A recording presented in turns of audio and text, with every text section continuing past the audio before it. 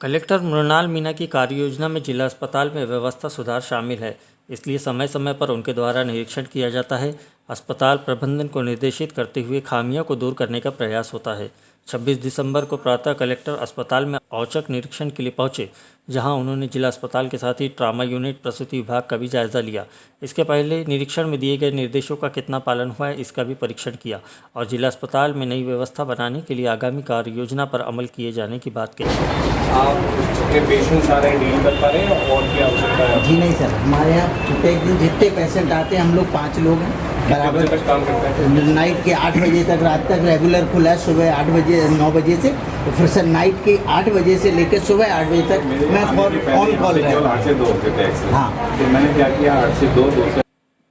निरीक्षण के दौरान कलेक्टर ने देखा कि अस्पताल में सफाई व्यवस्था परिपूर्ण है या नहीं, क्योंकि बीते समय सफाई को लेकर खासी नाराजगी जताई गई थी, जिसमें बताया गया कि पुराना सफाई ठेकेदार को बदला गया है और व्यवस्था में कुछ हद तक सुधार आया है। उन्होंने डायलिसिस यूनिट, नेत्र विभाग, प्रसूति विभाग के साथ ही अन्य विभागों का जायजा लेकर अस्पताल प्रबंधन को उचित निर्देश दिए।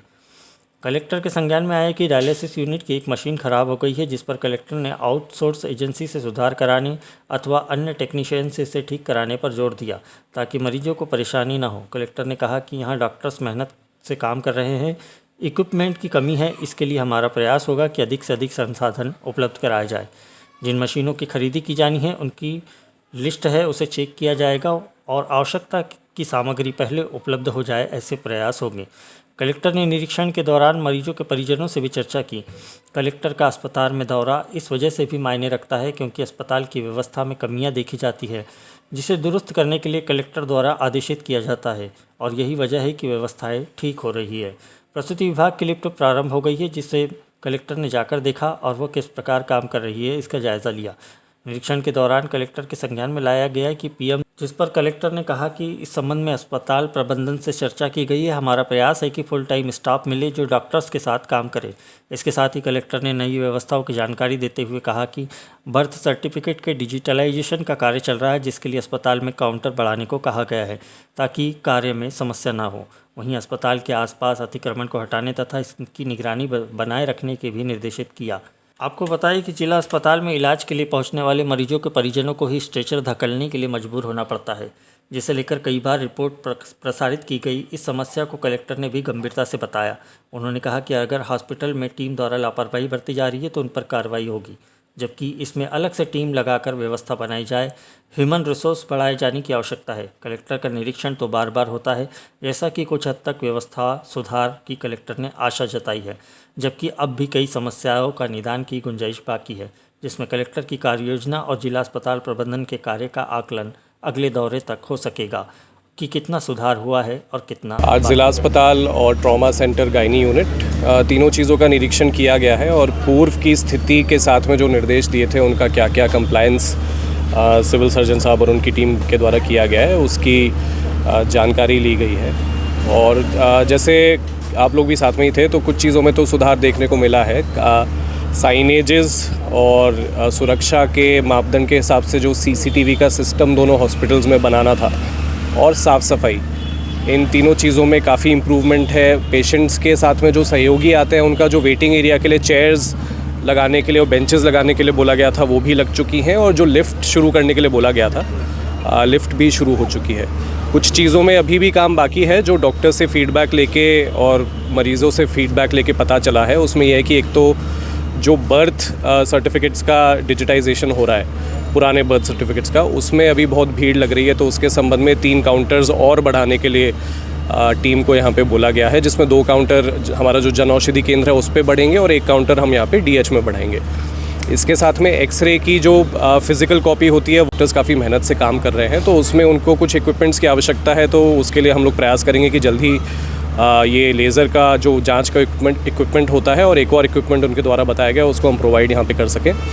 और इसके साथ में एक डायलिसिस यूनिट में एक मशीन ख़राब पड़ी है, तो उसके संबंध में या तो आउटसोर्स एजेंसी अगर उसका सुधार करती है तो उनके माध्यम से, अदरवाइज़ किसी और टेक्नीशियन के माध्यम से उसका सुधार करके और पेमेंट डिडक्ट करके उस पेमेंट का एडजस्टमेंट करने के लिए टीम को यहाँ पे बोला गया है। कुछ चीज़ों ओल्ड एज पेशेंट जो है, हाई पेशेंट, उनके लिए तो सुविधाएं उपलब्ध है, लेकिन यंग एज में अभी कैटरेक्ट और रेटिना जैसे प्रॉब्लम्स आ रहे हैं, उसके हिसाब से मशीनें नहीं है, ये बातें सामने आ रही है। हाँ, वो वही डॉक्टर मैडम से बोला गया है कि वो अपना लिस्ट एक बार दे देंगे।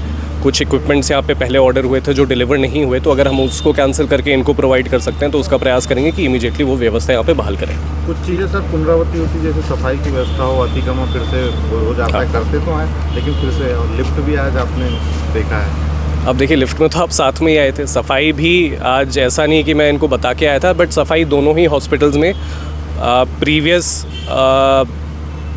टाइम के कंपैरिजन में काफ़ी बेटर है। और अगर पुनरावृत्ति होती है तो फिर उसके कॉन्सिक्वेंसेस भी होते हैं। जैसे पुरानी एजेंसी को सफाई ना करने के इशू में फिर टर्मिनेट किया गया था, नई एजेंसी ने काम करना शुरू किया है और ये काम अभी बेहतर है पहले से, इसमें और सुधार की गुंजाइश है तो वो उनको करने को बोला है। इसके साथ में अतिक्रमण का जो इशू है उसमें बिल्कुल निरंतर हॉस्पिटल और उनकी सिक्योरिटी टीम को ध्यान देने की आवश्यकता है, क्योंकि लगातार एम्बुलेंस का मूवमेंट चलता है और अगर हमारे गेट के आसपास में छोटे छोटे ही शॉप्स लगना शुरू हो जाते हैं तो मूवमेंट काफ़ी हद तक बाधित होता है। तो अभी नगर पालिका को भी निर्देशित किया गया है, आज पूरी टीम इसमें लग के कार्रवाई करेगी और सिविल सर्जन और उनकी जो सिक्योरिटी टीम है उसमें इंश्योर करेंगे कि ये बार बार इसकी पुनरावृत्ति नहीं हो और व्यवस्थित रूप से मामला आता है। अधिकांश देखा जाता है कि जो डॉक्टर लोग रहते हैं वो एप्रॉन पहन के नहीं रहते और उसमें समझ नहीं आता कि डॉक्टर है या कोई है, उस चक्कर में भी यहाँ पे कई बार विवादित की स्थिति बनती है। तो अच्छा, नहीं, फिर उसमें यही निर्देशित किया जाएगा कि जो निर्धारित ड्रेस कोड हो सभी उसमें ही रहें ताकि कोई विवाद इसमें नहीं हो। सर, पीएम के लिए क्या व्यवस्था की जाएगी? ये बहुत बड़ी समस्या, हर आदमी पीएम का खर्चा नहीं उठा पाता क्योंकि गरीब वर्ग आता है, बाहर से आता है और डेथ हो जाती है, तो इस समय लगता है 1700-1800 रुपये। इसके लिए शासन क्या व्यवस्था करे? उस समय वैसे ही कमी में रहते हैं सर, दुख। नहीं, वो बिल्कुल एक मेजर इशू है कि और ऐसी शिकायतें भी मिली हैं। इसके संबंध में हम लोग यही प्लान कर रहे हैं कि एक फुल टाइम स्टाफ इसमें जो डेडिकेटेड हॉस्पिटल का स्टाफ हो वो इसमें मिले और जो इसमें पीएम का काम डॉक्टर्स की टीम के साथ में मिलके वही स्टाफ करे, ताकि फिर ये जो पेशेंट्स के साथ बार बार समस्या आ रही है इससे हम लोग निजात पा पाएँ। सर, स्ट्रक्चर को लेकर मरीजों के परिजन खींच रहे हैं? नहीं, इसमें मेनली डीएच में इशू ये आया है तो इनको उसके लिए लोग लगाने के लिए बोला है कि देखिए बहुत ही बड़ी समस्या है ये कि अगर कहीं पे हमको हॉस्पिटल की टीम के द्वारा अगर इसमें लापरवाही करी जाती है तो वो बहुत ही गंभीर विषय है। सिविल सर्जन साहब को बोला गया है कि भाई इसमें हमारी टीम लग के साथ में और इसकी कोई व्यवस्था बनाएं कि किसी भी केस में ऐसा ना करना पड़े, और हम इनके साथ बैठेंगे। अगर इनको और ह्यूमन रिसोर्स की उसमें आवश्यकता है तो मैं प्लान करके इसमें इनके साथ देखता हूँ कि हम क्या व्यवस्था प्रोवाइड कर सकते हैं। Thank you.